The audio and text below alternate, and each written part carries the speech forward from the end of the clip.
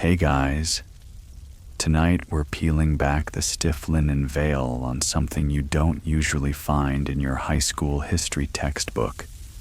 What daily life was actually like for women in the Middle Ages. Imagine the stone floor beneath your bare feet is icy. Your only light comes from a sputtering rushlight, and you're already dreading the next 5 days. Why? Because you've just started your period, and that means misery, discomfort, and a strict vow of silence, because nobody, absolutely nobody, wants to hear about it. So before you get comfortable, take a moment to like the video and subscribe, but only if you genuinely enjoy what I do here. And if you feel like sharing, post your location and local time in the comments. I love seeing where you're all listening from. Now, dim the lights, maybe turn on a fan for that soft background hum, and let's ease into tonight's journey together. You shuffle toward the hearth, trying not to let the scratchy wool between your legs bunch awkwardly. That's your menstrual cloth, if you're lucky. It's a square of felted wool, held in place by a crude belt or cord. Reusable, of course. Washed? Only when possible. Discreet? Not really. There's no elastic, no adhesives, no wings. Just layers of coarse fabric doing their best to soak up your bodily rebellion while you try to go about your chores without flinching at every step. And you don't complain. Not because you're tough, though you are, but because it simply isn't done. Menstruation is a private matter, which in medieval terms means it's both taboo and vaguely sinful. The Church, ever helpful, assures you that your monthly cycle is a result of Eve's original sin. Thanks, Eve. Worse, you're considered unclean during this time. Not metaphorically, literally. Some religious scholars of the day believed that menstrual blood could sour wine, wilt crops, rust metal, and kill bees. Others said it had curative powers. Historians still argue whether this bizarre dual belief made things better or worse. Either way, you're not welcome near the altar, or the family's food stores, or the communal well. Better not sneeze near the bread. If you live in a more urban setting, say 14th century Paris, you might try to keep things discreet with scraps of linen tucked into your underclothes. But even that implies you have underclothes, which isn't a guarantee. Most women wore a chemise or shift, maybe an extra petticoat in winter, and called it a day. Anything fancier was reserved for the nobility, and even then, there's no such thing as medieval panties. That invention won't catch on for centuries. And oh, the smells. Hygiene is not great. You might have access to a basin and a bit of lye soap, but full-body bathing is rare. During your period, you're often left to stew in your own discomfort. Some women tucked dried herbs like rosemary or mint into their bodices to mask the scent. A few applied rose water or lavender to their wrists or combs. It was equal parts charm and survival tactic. Doctors, if you could afford one, had their own theories. A common treatment for painful menstruation? Leeches. Another was to recommend marriage, as regular sexual intercourse was thought to balance the humors. Not awkward at all if you're 13 and married off to a man twice your age. You might seek help from an older woman in the village, someone who knows a thing or two about tinctures and herbal poultices. But be careful, she's dangerously close to being labeled a witch, especially if her remedies actually work. And while we're on the subject of dangerous advice, some period guides from the era suggest placing ground toad bones in your shoes to shorten your bleeding days. Can't confirm the success rate. As for pregnancy, let's hope this isn't the month. Tracking your cycle with any kind of accuracy is difficult, especially when it's a subject you're not supposed to talk about. But some women knew their bodies well. They tracked the moon, watched subtle signs like basal temperature changes, without knowing the science behind it, and relied on generations of whispered advice. One fringe belief: that tying a small weasel testicle around your thigh could prevent conception. Unclear if anyone volunteered to test its reliability. Meanwhile, noble women, those pampered, perfumed creatures living in castles, faced the same biology, just with nicer fabrics. Their cloths might be made of silk or fine linen, and they had ladies-in-waiting to help launder them. But the awkward waddling, the social shame, and the lack of modern comforts, still fully intact. Bleeding didn't care how high your tower was. Even art avoids you. Medieval illuminations feature saints, knights, and demons. But women on their period? Not so much. You're invisible, or, more accurately, you're depicted in vague metaphors. Red flowers, serpents, or the curse. It's not that people didn't know what menstruation was. They just didn't want to see it. And so, you do what you always do. You keep your head down, tuck another sprig of sage into your bodice, and go about your endless day, churning butter, tending goats, kneading bread, weaving, mending. None of that stops for your cycle. You might feel lightheaded or crampy, but sympathy is in short supply. You are expected to endure, quietly, and you do, month after month, year after year, silently, invisibly. Because in the medieval world, bleeding is something women handle alone, preferably without anyone noticing at all. Marriage, for you, isn't about love or candlelit glances across a feast table. It's a transaction, a contract, a strategic move in a game you didn't agree to play. And most of the time, it starts well before you've even hit puberty. You're 8, maybe 9, when the discussions begin. Your father meeting with another family over bread and weak ale, discussing dowries, land, livestock, and future offspring like they're bartering over sheep. If you're a peasant girl, it might be a matter of combining fields or forging an alliance between two farming families. If you're noble, the stakes are much higher.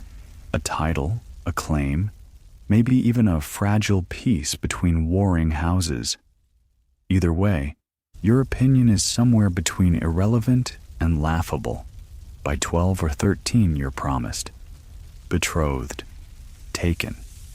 Maybe not physically, not just yet, but in every legal sense. And by 14 or 15, you're probably married. That's assuming you've survived the childhood illnesses, the seasonal hunger, and the ever-present threat of accident or infection. You get to the altar not by luck, but by grim determination. The ceremony itself might be small, just a priest, a witness, and a verbal vow, or a lavish affair with garlands, musicians, and a roast pig. Either way, your consent isn't exactly required. Canon law technically says you have to agree, but agree in this case means nod while surrounded by adults who've already decided for you. And then comes the wedding night. Let's not dwell too long on that, but let's be clear. You're young. He's likely older, sometimes much older. He may be kind, or he may be brutal. and the church expects you to consummate the marriage immediately, as quickly as possible, to seal the sacrament. You're terrified, but no one's asking how you feel. There are no wedding night guides, no reassurance, just expectations and prayers. From that point on, your name might change, but your status definitely does. You're no longer your father's daughter. You're your husband's property, legally. The doctrine of coverture means that your legal identity is swallowed up by his. You can't own land. You can't sign contracts. You can't testify in court. You exist in relation to him, not as yourself. And if things go badly, say your husband mistreats you, spends the dowry, or disappears, you don't have many options. Divorce isn't an option in Catholic Europe. You might seek an annulment, but only under strict conditions: non-consummation, close kinship, fraud, or coercion, all of which are difficult to prove, especially if your only witness is a goat and your husband's got friends in the parish. Even separation is rare and frowned upon. You're expected to endure patiently, a phrase that gets tossed around a lot in sermons aimed at women, along with obedience and modesty. You've heard those since you were old enough to help grind barley. But let's say you're lucky. Your husband isn't cruel, and you find some semblance of peace in your marriage. You still have no control over your body. Pregnancy is constant. A noble woman might be expected to bear as many children as possible to secure a lineage. A peasant woman might birth 10 or more children, though only a handful will live past 5. Each pregnancy feels like a coin toss, life or death. And every miscarriage, every stillbirth, every fevered postpartum night, you're reminded that your role in this society begins and ends with what your womb can produce. Historians still argue whether women found subtle ways to resist these pressures through herbs, delayed weaning, or even secret vows of chastity, but official records rarely show their voices, just numbers, births, deaths, and it's not just biology, it's ideology. The church teaches that women are the weaker vessel, that Eve brought sin into the world, that your suffering is part of your spiritual duty. Preachers urge you to be more like Mary, gentle, obedient, silent. You start to believe it. Of course, some women break the mold. A few manage to stay unmarried and join convents. These are often younger daughters without dowries, sent off to serve God and ease the family budget. If you're clever and pious enough, you might rise through the ranks, become an abbess, manage lands, even advise bishops. But that's rare. And even then, your authority exists in the narrow lane carved out by the male church. And in case you thought being widowed was a reprieve, think again. If you're childless, your late husband's lands revert to his family. If you have children, especially sons, you might manage the estate, but always in trust. You're a placeholder, a caretaker, never truly in charge. Sometimes the only way to escape is remarriage, back to the altar, back into another contract. You're a bargaining chip all over again, a useful womb, a political move, a quiet servant. And yet, you carry on. You learn to navigate these rules like a second language. You whisper with other women, share secrets, swap herbs, sew quietly by candlelight while listening for hints of freedom. Stories of women who ran off, who outlived their husbands, who owned shops in cities where the laws were a little looser. But those are the exceptions. You stitch your fate into a linen veil and wear it with all the dignity you can muster. Marriage may be a trap, but you've learned to live inside it. You wake to the sound of wood splitting in the hearth, damp logs crackling, smoke curling low. The room is dim, air thick with the scent of soot, damp wool, and something sharper. Fear. You're 9 months pregnant, belly heavy, back aching, and legs swollen like overripe melons. It's time. But this isn't the moment of gentle anticipation you might imagine. In the medieval world, childbirth isn't a private miracle. It's a dangerous gamble, and odds are stacked high against you. You're not whisked away to a sterile birthing room. No one's putting on gloves or monitoring your vitals. Instead, you're guided into the warmest part of your home, often the kitchen or a corner of a cramped bedroom if you're lucky. If you're noble, you might be tucked into a special birthing chamber, its windows shuttered to keep out evil air, and its corners stuffed with talismans and herbs. If you're poor, the dog might still be sleeping in the same corner where you're about to deliver a human being. They've laid down straw and old linens. A stool nearby has a hole in the middle. Yes, a birthing stool, though the resemblance to a medieval toilet is not subtle. You perch there, knees spread, gripping the hands of the midwife, who is often the most experienced woman in the village, but has no formal training. She's learned through witnessing, through trial and error, and more than a few heart-wrenching failures. And here's the real kicker. Your priest might be standing nearby, not because he's emotionally supportive. He's here to administer last rites, just in case. It's that dangerous. No epidural, no morphine, no antiseptic, just grit, and prayers. Maybe some willow bark tea if someone remembered to brew it. Pain is expected. In fact, some religious leaders insisted pain was required, a punishment for Eve's sin. You suffer because you're supposed to. Congratulations. If complications arise, and they often do, your chances narrow. A breech birth? Good luck. A twisted cord? Hope for a miracle.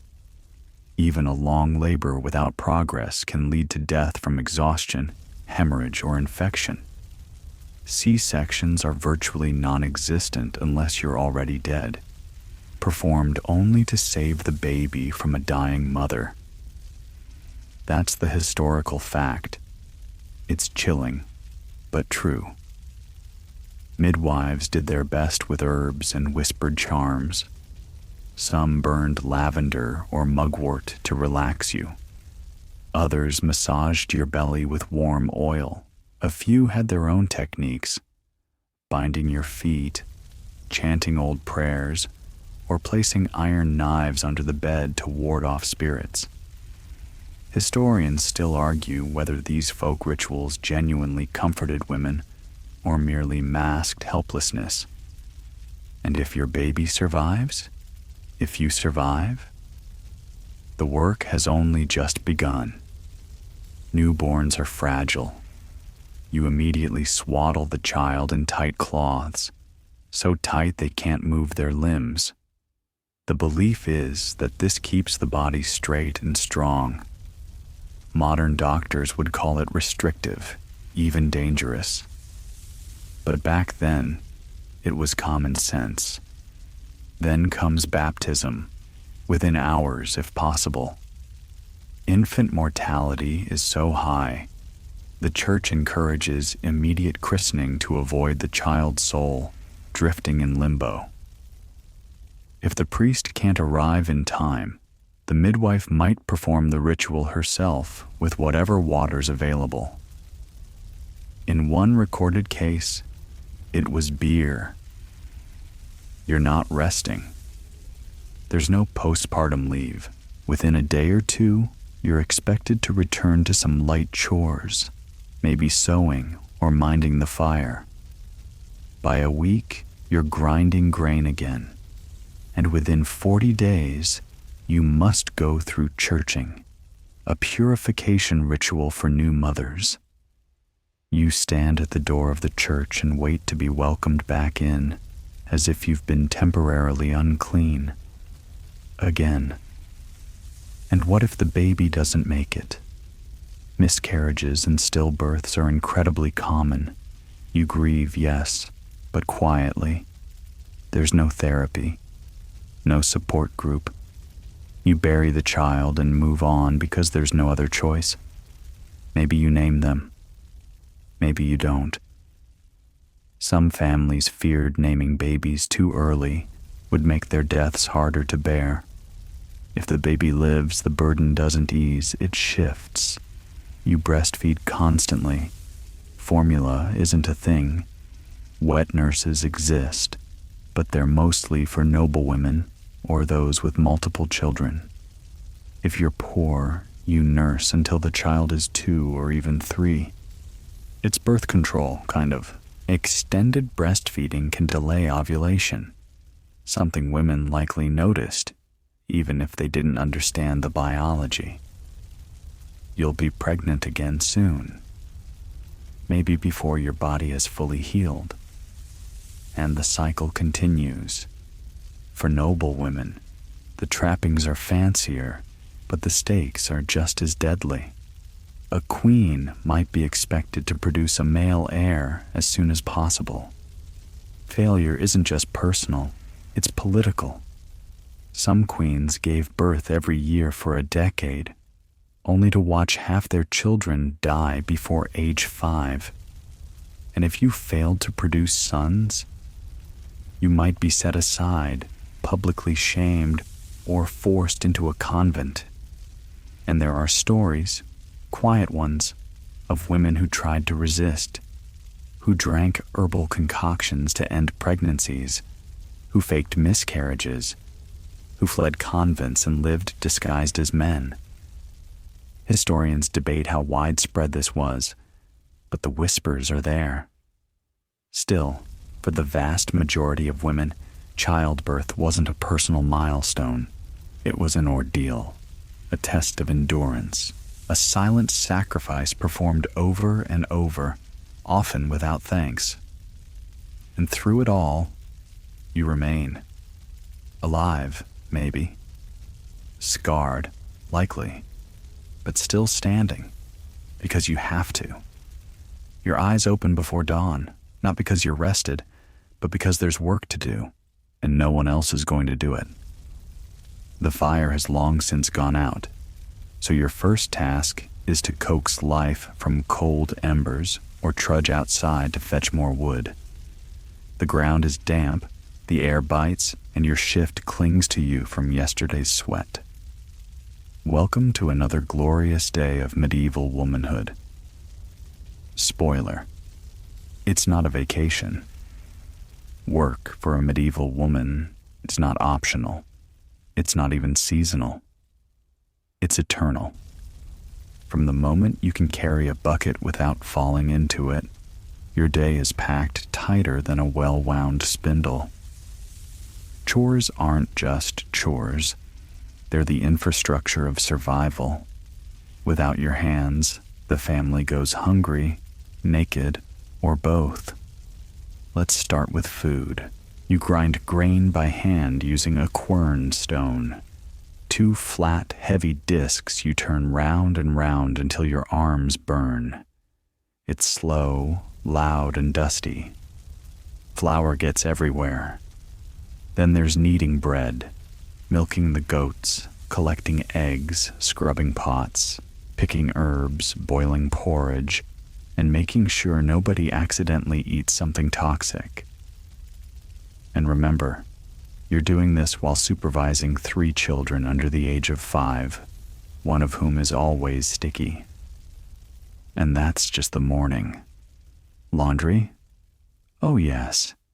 It's wash day, which means hauling pails of water from a stream or, well, then scrubbing linens against a board with lye soap that stings your skin.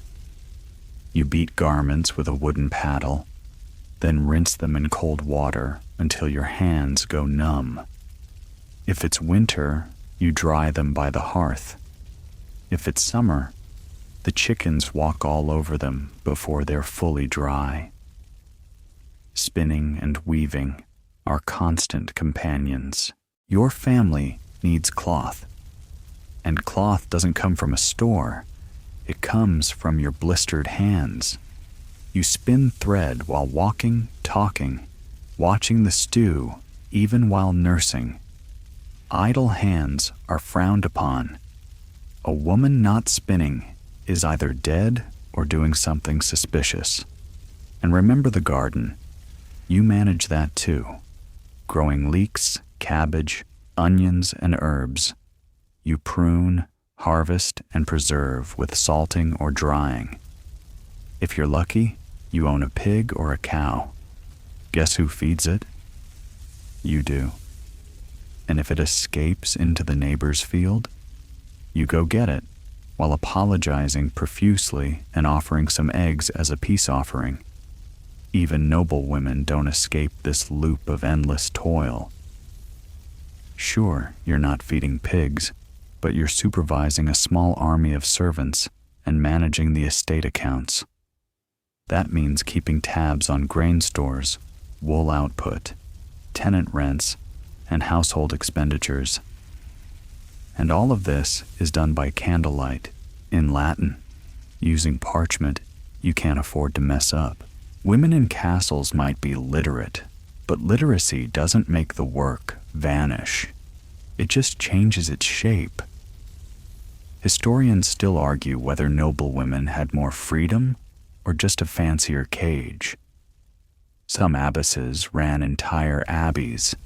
Some widows managed large estates, but they were exceptions. Most noblewomen's lives were as tightly scheduled as their servants', just with more embroidery. Oh yes, embroidery.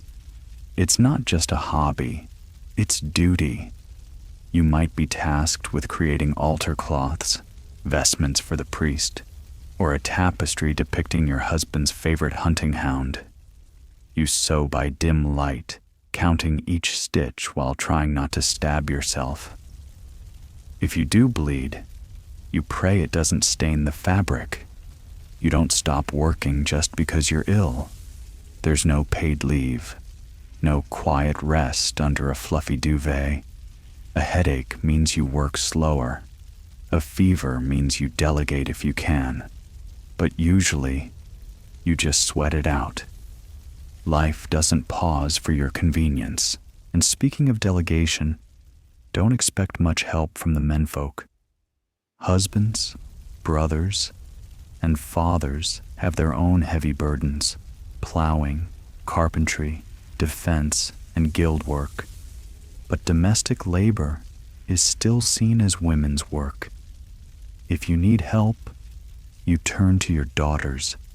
You train them young because the world certainly will. And yet, despite all of this, you're largely invisible. Medieval texts are written by men, for men. Chroniclers don't note how many hours you spent baking or how expertly you wove flax. They care about wars, treaties, saints, and kings.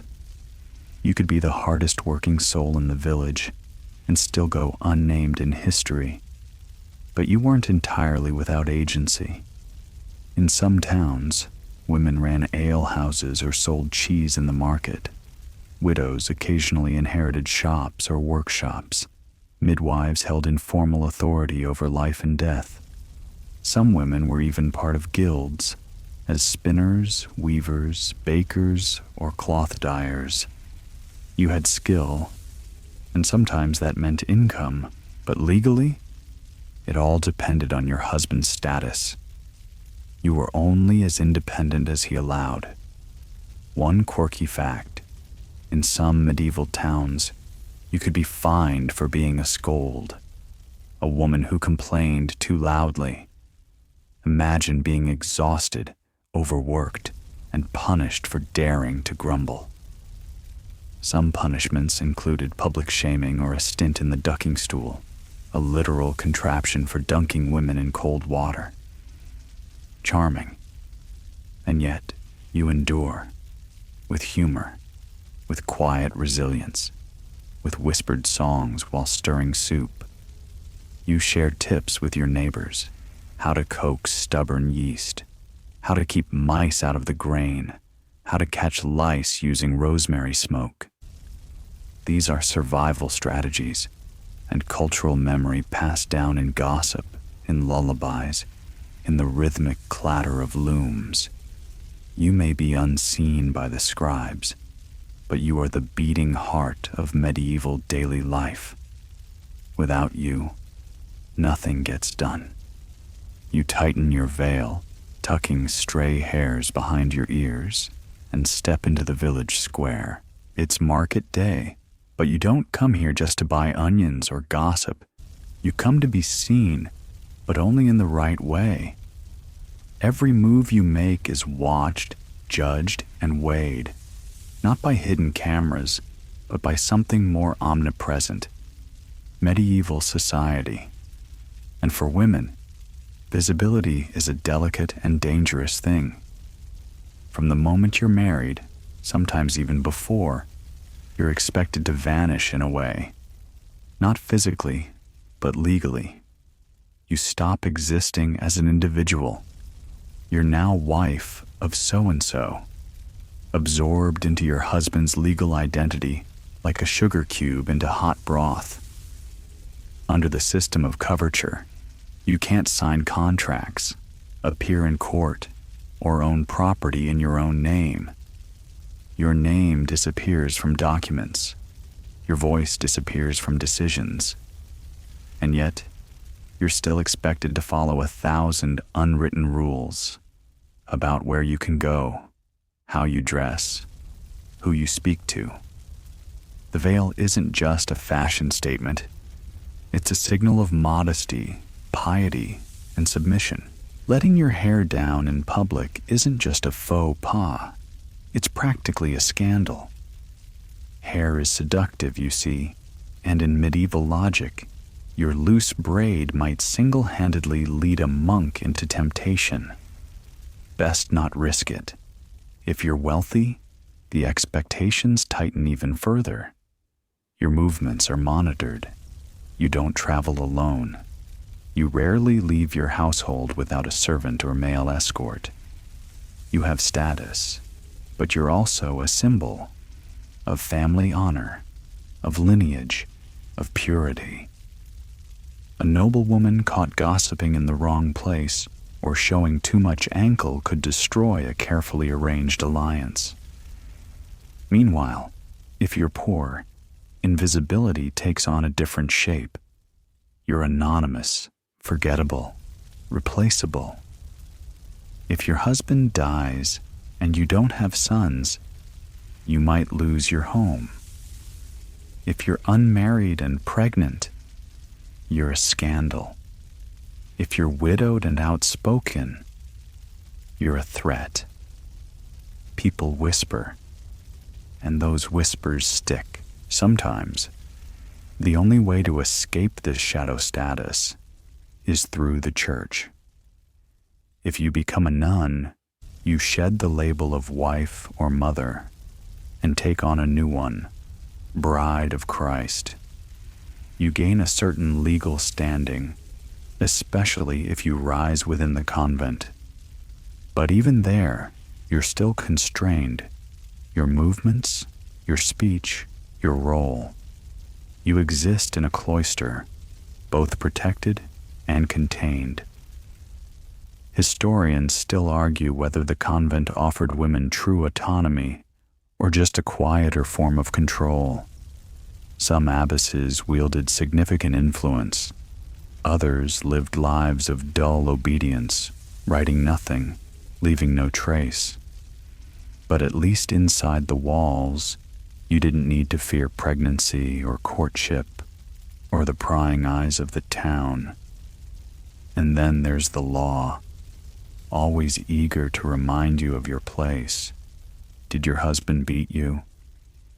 Well, technically, he's allowed to discipline you, provided he doesn't kill you. Did someone accuse you of gossip, theft, or improper behavior? You could be fined, publicly humiliated, even locked in a pillory. Women were punished more frequently and more harshly for moral crimes, because, in the eyes of both church and law, your virtue is public property. In some towns, they had what was called a scold's bridle, a horrifying iron mask with a bit that went into your mouth to prevent you from speaking. It was used on women who talked back, talked too much, or just talked at all. You could be paraded through the village in it, a warning to others, a terrifying way of saying, be silent, be small. One fringe but fascinating tidbit. In certain legal documents from the 13th century, women were listed only as part of their husband's holdings, alongside livestock, land, and tools. You weren't even a person. You were property with a pulse. And yet, you still find ways to carve out space. In private, among other women, you speak more freely. You joke. You share secrets. You know that Agnes 3 doors down is hiding a love letter in her bodice, and that Margaret's youngest son might not look exactly like her husband. These whispered networks are invisible to the church and the scribes, but they're real and powerful in their own way. Some women even find loopholes. In cities like Florence or London, widows often gained back legal autonomy, and they used it. Some ran businesses, loaned money, or even represented themselves in court. In rare cases, unmarried women with inherited wealth defied expectations entirely, living independently with servants and property. They were admired, envied, and quietly resented. But these stories are exceptions, not the rule. Most women remained trapped in the long shadow of male identity, stepping lightly, speaking carefully, veiling not just their heads, but their entire existence. And so, you walk through the marketplace with your head slightly bowed. You check the laces of your gown twice, avoid eye contact with the town reeve, and keep your smile reserved. You nod at the other women. You exchange subtle greetings, a raised eyebrow here, a softened gaze there, a language of survival. You move through a world that both needs you and fears you, a world that relies on your labor, your care, your wisdom, and then erases your name from the record. You've learned to live with it. You've learned to work around it. But you never stop noticing. Your hands smell like rosemary and garlic, not because you've been cooking, but because you've been mixing a poultice for your neighbor's sick child. The village midwife is away, so you stepped in, like your mother once did, and her mother before her. You know what to do. You've brewed teas from yarrow, applied salves of goose fat and comfrey, whispered prayers while you worked. But even as you do, you feel the weight of watching eyes, because here in the medieval world, a woman who knows too much about healing is never far from suspicion. You didn't go to university, those are for men, but you know which herbs ease pain, which teas bring on sleep, and which roots might end an unwanted pregnancy. You don't say that last part aloud, of course. Not in public. Not where a loose tongue could twist helpful into heretical. It's a tightrope, and you walk it carefully. The line between midwife and witch is so thin it's practically invisible, and it moves. A midwife who delivers a baby safely is praised until something goes wrong. A sick child dies, the mother hemorrhages, a crop fails nearby. Suddenly, the villagers look sideways at the woman with the herb garden and the strange little charms sewn into her apron hem.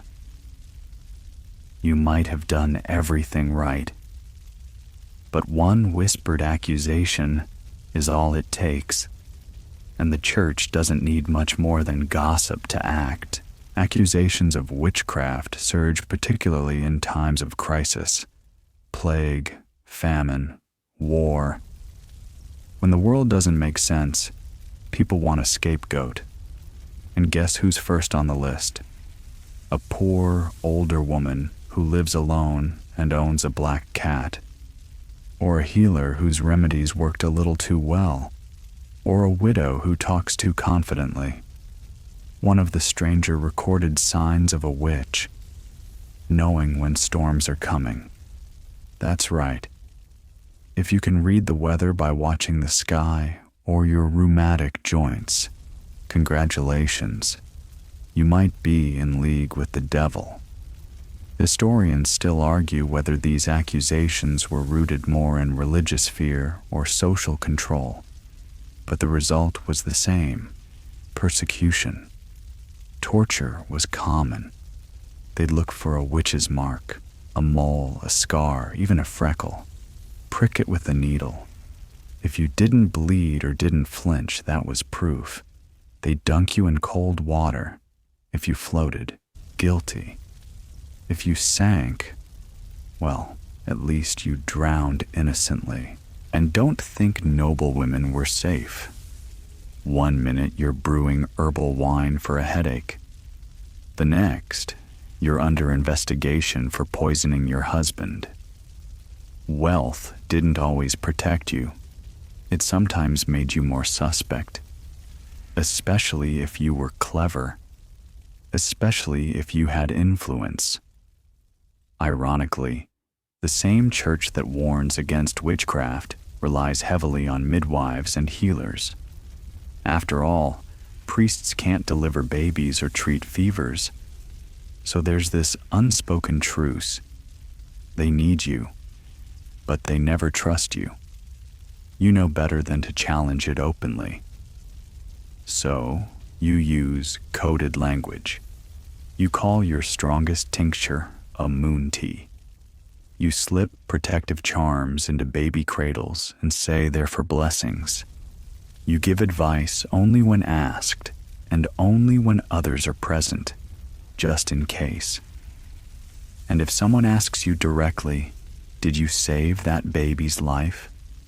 you smile and say, "It was God's will," because saying otherwise would be dangerous. Even among other women, you tread carefully. Some are allies. Some will trade secrets, recipes, and superstitions. Others might turn on you in a heartbeat if it means getting back in the church's good graces. You learn to read faces. You learn to listen first and speak second. You hide your knowledge in plain sight. You also know the old stories of saints who healed with a touch, of wise women burned alive, of midwives who vanished after a bad birth. These tales are cautionary and reverent, part folklore, part survival guide. You hear them whispered as you pass bundles of herbs beneath tablecloths or slip charms into the folds of a baby's blanket. One odd belief: if you helped a woman give birth too quickly, it could be seen as unnatural, as though making the experience less painful was somehow cheating God's plan. You were expected to be present, to assist, but not too effectively. Help, but don't be miraculous. That would raise eyebrows. So you walk a strange path, trusted yet feared, needed yet reviled. You hold knowledge passed from hand to hand across generations, knowledge that saves lives and might cost your own. And yet, you do it anyway, because no one else will. Because when a mother screams in labor, you're the one they call. Because when a child burns with fever, you're the only one who knows how to cool the skin and calm the breath. Because you've learned to carry this double-edged identity, healer and heretic, nurse and necromancer, mother of the living and whisperer to the dying. And still, you keep your head down, your bundles dry, and your prayers soft, just in case someone's listening who shouldn't be. You catch your reflection in a basin of water, wavy, distorted, but unmistakably tired. Your cheeks are wine-chapped, your lips cracked, and your skin a shade too ruddy for anyone to call you noble. And that's a problem. Because in the medieval world, beauty isn't just vanity, it's survival.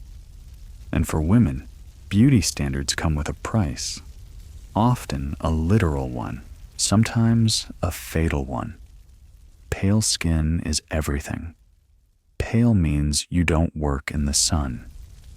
Pale means wealth, leisure, holiness even. It says you're tucked away in a tower somewhere reading psalms, not trudging through pig muck. So what do you do if you were in fact just trudging through pig muck? You cheat. You reach for your lead-based powder. Yes, lead. The same stuff that modern scientists handle with gloves and warnings, medieval women patted delicately onto their cheeks every morning. White lead gave you that ghostly, ethereal glow, the kind admired in portraits and poems. It also gave you headaches, tooth loss, and eventually, organ failure. Historians still argue whether women knew how dangerous it was. Some probably suspected. But beauty was a battlefield, and you didn't win it by being cautious. And that's just the face. You pluck your eyebrows, of course, sometimes completely. A smooth, open forehead was the ideal. In fact, it was so prized that many women plucked their hairlines to achieve it. Just imagine sitting by candlelight, pulling hairs from your scalp with a dull tweezer until your brow started halfway back your skull. The result? A high, rounded forehead said to resemble wisdom and serenity. The reality? Red, raw, patchy. Then there's your teeth. No whitening strips, no toothbrushes. If you're rich, maybe you rinse with wine and chew mint. If you're poor, you're stuck with ash and frayed twigs. Either way, toothaches are common, and smiles are tight-lipped for a reason. But what about the body? Surely there was some allowance for variation. Not really. The ideal figure is modest, slim, but not bony, with small, high breasts and narrow hips. Curves are risky. They suggest appetite, sensuality, even moral weakness. And God forbid you look lustful. That could land you in confession, or worse, local rumor mill infamy. One quirky recipe for beauty: crush lily petals and mix them with animal fat to create a whitening cream. Another tip? Bathe your face in donkey's milk. If that seems oddly luxurious, it's because Cleopatra allegedly did it. Never mind that Cleopatra predates the Middle Ages by over 1,000 years. Medieval women still chase that legend. Your hair, too, is a battleground. Long and golden is ideal, even if you're born with black, brown, or mouse-gray locks.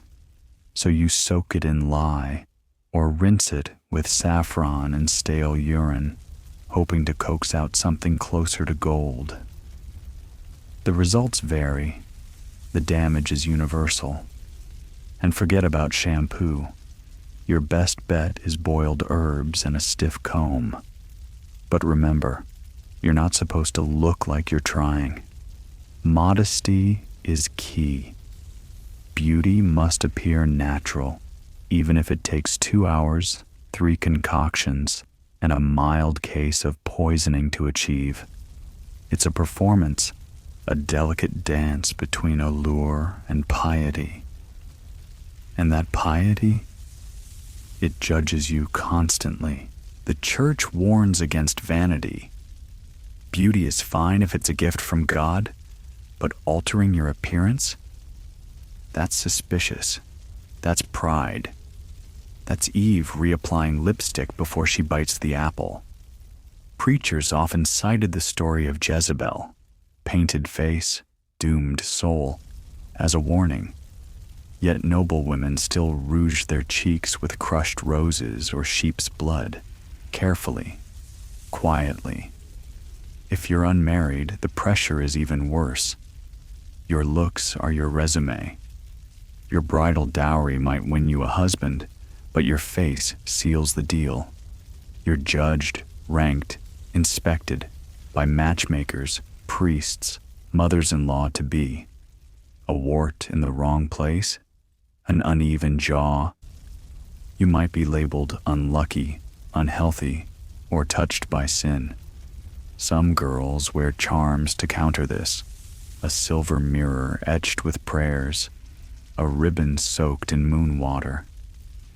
One fringe belief claimed that sleeping with a Bible under your pillow would keep your face undefiled. Another suggested wearing a dead man's tooth on a string around your neck. Again, results may vary. You're probably thinking, what about inner beauty? Good luck. That's reserved for saints and martyrs.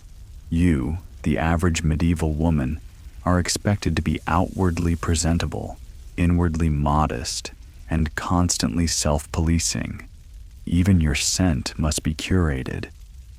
Bathing isn't frequent, but you're still expected to smell nice, or at least not bad.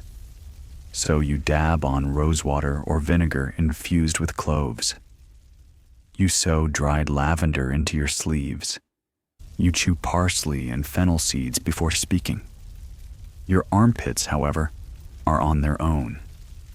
And yet, despite all this effort, beauty doesn't guarantee safety or respect.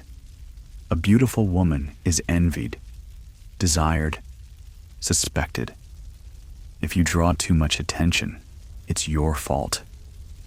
If someone sins in your direction, well, you shouldn't have worn that dress, should you? And still, you persist. You mix your pastes, pluck your brow, smooth your veil. You sit at your tiny, cracked mirror, if you're lucky enough to own one, and squint at your reflection in the candlelight. You do what you can with what you have, because you must. Because somewhere deep down, you believe beauty might offer protection, or dignity, or even a little joy. And because, even in a world built to diminish you, you still find small ways to reclaim the self that others keep trying to erase. You kneel on the cold stone floor of the chapel, hands folded, eyes lowered. Not because you're particularly devout this morning, though you might be, but because your priest told you to. Again, it's your penance. For what? You're not entirely sure. Maybe for that sharp word you muttered yesterday. Maybe for dreaming about bread during Sunday Mass. Maybe for simply being a woman. Religion is everywhere in your world. It shapes your calendar, your meals, your sleep schedule, even your sex life. And for women especially, the church is less of a spiritual home and more of an all-seeing landlord with opinions.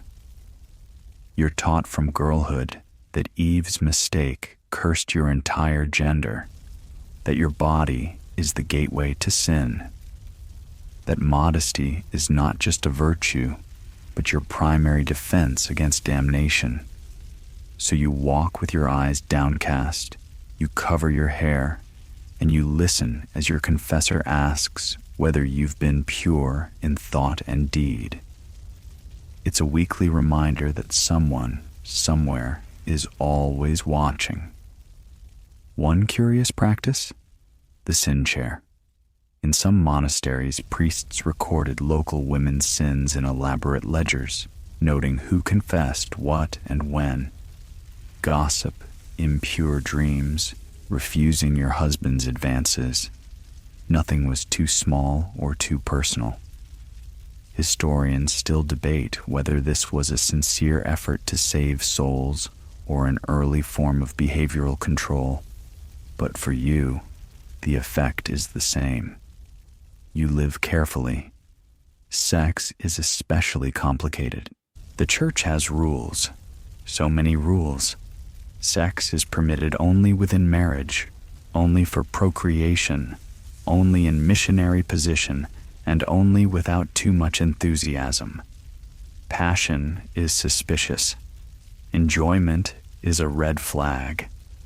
And if you're caught disobeying any of this, the consequences fall harder on you than on your husband. Did you refuse him one night? That's a sin, denying your marital duty. Did you enjoy it too much? That might be lust. Did he stray? Well, maybe you weren't fulfilling your role. Somehow, no matter what, the church's finger always seems to point in your direction. And it's not just bedroom behavior. Modesty extends to speech, dress, even laughter. A woman who jokes too loudly is loose. One who reads too much is dangerous. A woman who questions authority? Definitely suspicious. And if she tries to lead a prayer group or express theological opinions, that's territory reserved for men. And yet, you're still expected to be deeply religious. You pray daily. You memorize saints' names. You keep fasts, endless fasts. During Lent, you skip meat, eggs, dairy. During Advent, similar rules apply. You probably don't eat much to begin with, but now you must eat less and feel holy doing it. Oddly, some women do find comfort in this structure.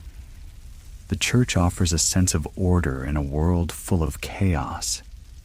You light candles for the dead. You whisper prayers to Saint Margaret during childbirth. You leave offerings at roadside shrines. These are your rituals, your anchors.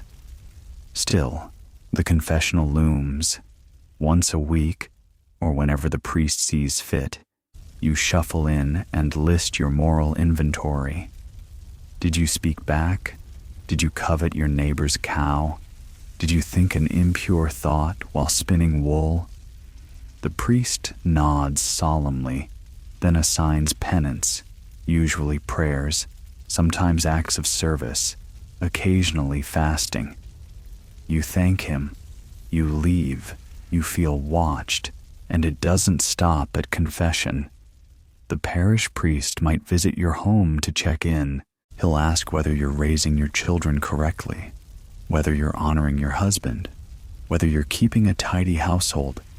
He might praise your piety or warn you about pride. Either way, his presence reminds you, the church isn't a Sunday obligation. It's a constant presence.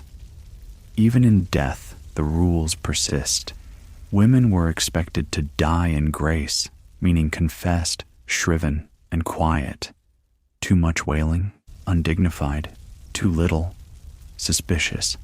A good death was orderly, controlled, if possible, surrounded by clergy. And heaven forbid you die in childbirth without last rites. That's a theological emergency. And yet, despite it all, women find ways to shape their own spiritual lives. You gather with other women for quiet prayers. You sing while baking bread. You tell stories about brave female saints. Catherine, who debated scholars. Joan, who led armies. You wear a cross made by your daughter's hand. You light candles not just for your salvation, but for your sanity. One fringe belief whispered among women, that your soul could weigh less if you cried often during prayer. Tears were seen as holy. Some women practiced weeping, training themselves to sob during sermons, not for show, but for survival. If the priest thinks you're humble enough, maybe he'll stop watching so closely. And the saints. Oh, the saints. You love them, fear them, beg them for favors. Saint Bridget, who kept her virginity. Saint Agnes, who resisted marriage. Saint Clare, who fasted into near invisibility. These women are held up as ideals, even though their stories are often tragic. You wonder what they would say to you if they were alive. Would they approve? Would they understand? Through all this, your faith remains, not because of the system, but in spite of it. You find holiness in candlelight, in birdsong at dawn, in the hush of a chapel when no one else is there. You believe not because you're told to, but because something deep in your bones insists there's more than this world of work, silence, and second-class status. So you keep praying. You keep hoping. You keep whispering to saints and stars, to the Virgin and the wind, that somehow, someday, women like you will be seen not as sinners, but as sacred. You stir the pot one last time and step outside, apron stained, hands chapped, back aching. The sky above you is turning that strange medieval gray, the kind that means rain is coming again, even though you just finished airing the bedding. It's always like this. Just when you think you've caught up, the weather, the work, or the world finds a new way to unravel you. And for all your effort, for all your quiet survival, you still bear the brunt of blame. The baby's ill? Your fault. You didn't pray hard enough. You forgot the saint's feast day. The crops failed? Must have been that time you argued with your neighbor, or wore your hair uncovered. The men are dying in battle. Maybe God is punishing you for gossiping during Mass. It's absurd, but common. The deeper you look into the medieval psyche, the clearer it becomes. Women are rarely remembered for what they did, but almost always blamed for what went wrong. You're Eve and Jezebel, Delilah and Pandora, the bringer of plagues, the whisper behind kings, the reason for the fall. Historically, women vanish from the records unless they're accused of something.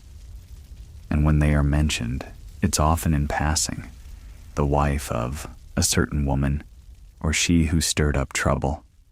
No name, no voice, just a shadow in the margins. And yet, without you, the world would grind to a halt. You bake the bread, weave the cloth, tend the sick, raise the children, keep the fires lit, while wars rage and kings squabble. You keep soup from boiling over and babies from freezing in their cradles. You comfort, mend, and bury. Quietly.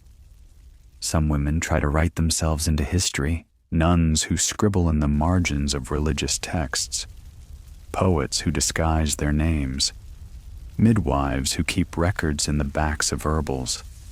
But for the most part, their words go unread, their lives unmarked. Their knowledge, like their bones, is folded back into the soil. Historians still argue whether women of the time were conscious of this erasure, whether they knew the world would forget them. Some suggest they didn't care, that survival, not legacy, was their priority. Others believe women passed their stories in other ways, through song, embroidery, folk tales, not ink and parchment, but needle and thread. A kind of history you wear instead of read. Take the Bayeux tapestry, for instance. It's possible women helped stitch that, though the names went unrecorded. Every tree, every helmet, every fleeing soldier, mapped out in tiny, perfect stitches by hands that had no official place in politics or war, but documented it anyway. And perhaps most haunting are the accounts of women during catastrophe. During the Black Death, it was often women who stayed behind to tend the dying. During famines, they rationed their portions to feed others. During crusades, they defended homes alone, sometimes wielding axes they weren't supposed to touch. You weren't supposed to matter, and yet you did. Your world told you to be invisible, and yet here you are, in records, in ruins, in relics, in the warp of old cloth, in the faded ink of a forgotten letter, in the careful spacing of bricks around a hearth someone's grandmother built. You lived and worked and endured and laughed.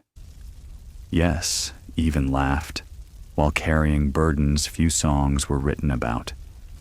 You survived childbirth, frostbite, loss, suspicion, silence. You learned to listen when no one else was speaking. You learned to speak when no one else was listening. You were, in every sense, the backbone of your society, and yet it never looked you in the eye. But tonight, in this soft, low light, with the wind settling outside and the room warm from memory, you are not forgotten. You are seen, not as a footnote or a cautionary tale, but as the quiet force that held 1,000 worlds together. You were never just a wife or a servant or a name scratched off a marriage ledger. You were a healer, a keeper of stories, a maker of meaning. You were here. Now, you let yourself rest.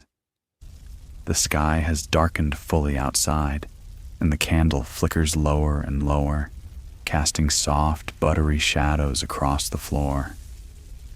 The clatter and scrape of the day fades into a hush, just the gentle crackle of the fire, the hum of nighttime insects in the thatch, and the rhythm of your breath slowing down.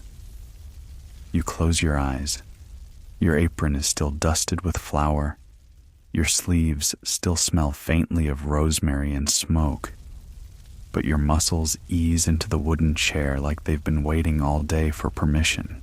The air is cool now, the kind that brushes softly over your cheeks, and even though your world has been hard, unfair in ways you never chose, it is, for this moment, still, safe, yours.